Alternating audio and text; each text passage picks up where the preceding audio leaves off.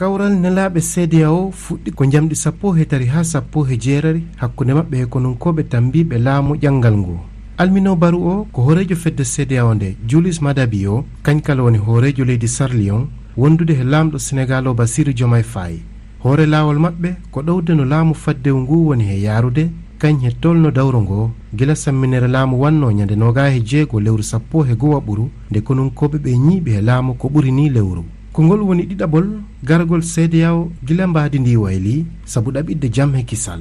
caggal kawral ngal nde woni ala he maɓɓe leɓanɗo jayndeyankoɓe Julius Maada Bio e Bassirou Diomaye Faye jahi jilloyagol Fernando Dias da Costa dawroyanke moloyiɗo to ñiɓirde keƴaɗo leydi Nigéria ɗo Bissau kañ he Domingos Pereira dumbaɗo to suudu police en wondundu he jagorgal kisal sabu andude gone maɓɓe.